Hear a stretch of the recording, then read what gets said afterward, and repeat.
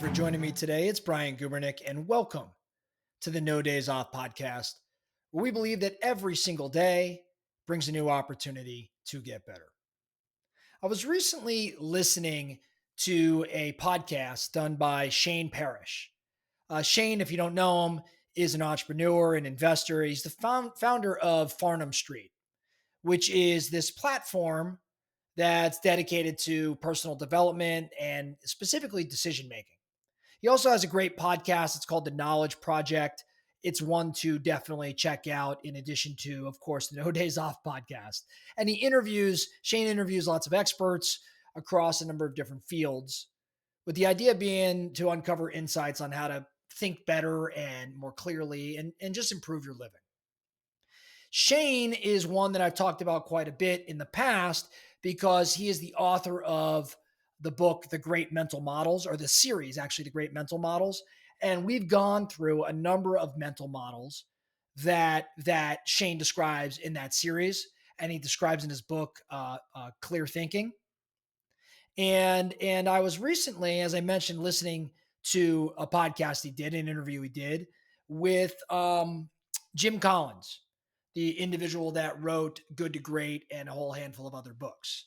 And in that interview, I heard Shane talk around this question that he asks himself and asks others.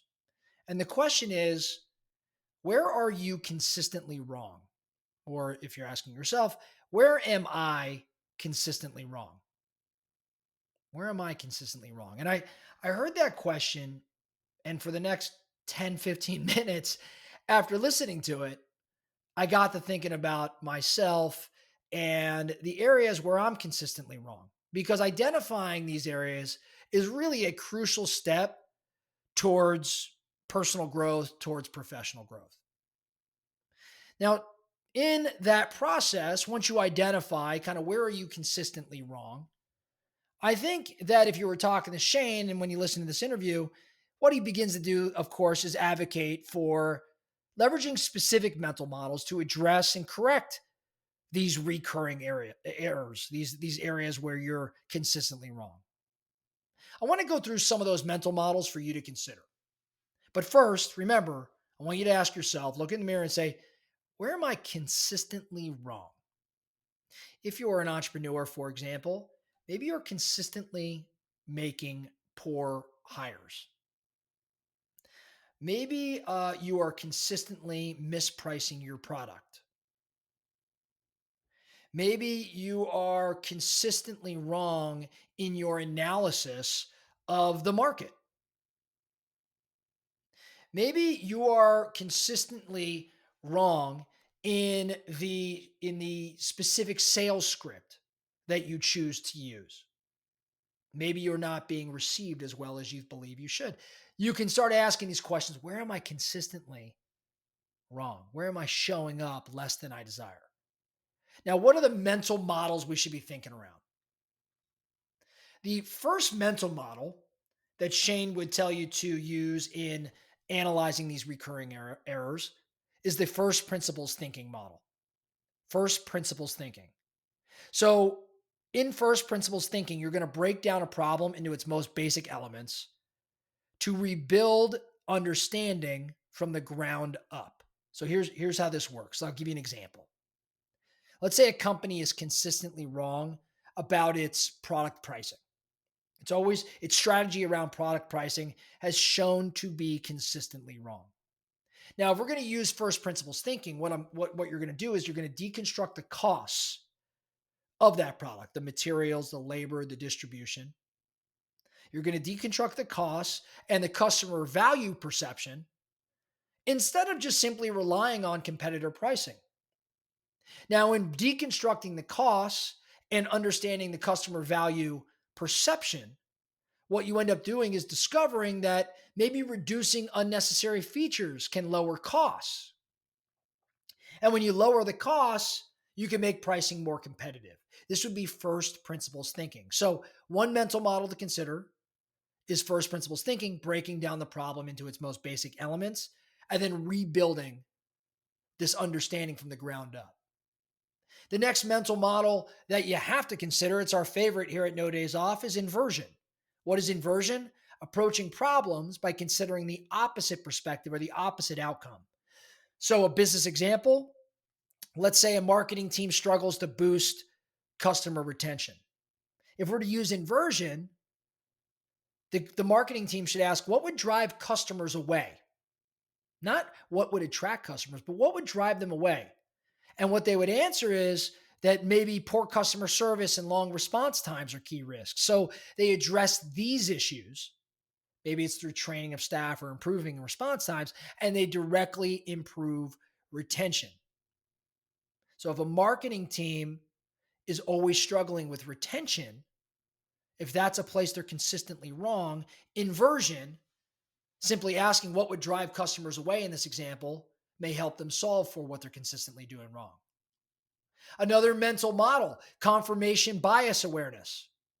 What is confirmation bias awareness? This is the tendency to seek information that confirms existing beliefs. In a business example case, let's say a CEO believes that expanding into new markets is the only way to grow. Now, to counter confirmation bias, what they would do is gather data on their current market opportunities and talk with the skeptics of the outside market opportunities or the outside market strategy. What this does is create a balanced approach and it reveals these untapped local market opportunities. This leads to a more informed growth plan. So, in this confirmation bias awareness example, where we're consistently wrong happens to be in this belief that we've got to leave our market to grow. And confirmation bias may be a model, confirmation bias awareness may be a model to evaluate, to counter this, to counter these biases that we have. Make sense?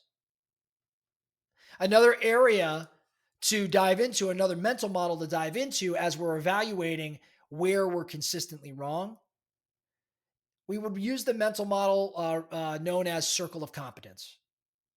In other words, recognize the boundaries of your knowledge and your expertise. So, the example I would give here, let's say a tech startup is consistently failing at building a sales team. Like a tech startup, what's great with technology is trying to build a sales force, but consistently is making errors with respect to that sales team. The founder, using circle of competence, may suddenly realize that sales just happens to fall outside of his or her circle of competence.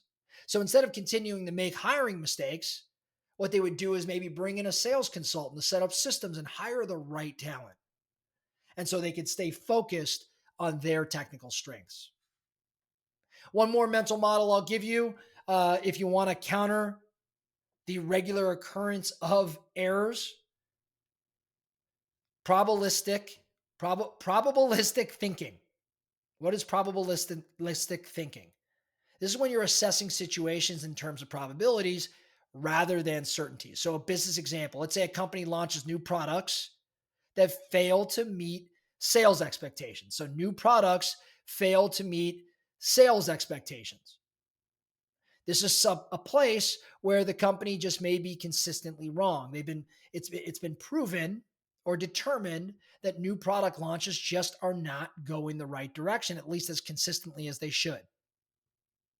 So if we're going to apply probabilistic thinking, the company is going to assess the risks and the probabilities of success for each new product idea. So they're going to focus on the projects with the highest probability of success based on market data, which reduces the frequency of these failures. So they're going to run the math, the probabilities around it, rather than banking on these supposed certainties. So, in summary, these examples are really going to demonstrate how the mental models help businesses and individuals kind of identify root causes of consistent errors. And in turn, we will refine our decision making process and improve outcomes. So, leverage these tools. And in doing so, create a more resilient and a more adaptive organization. But it all starts with that self awareness. It all starts with looking in the mirror and saying, where am I consistently wrong? And then figuring out, okay, I'm tired of being consistently wrong.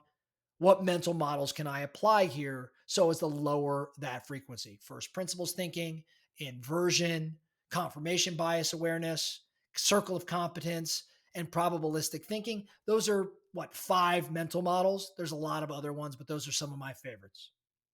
That's all I have for you today, the No Days Off podcast. Thank you so much for listening.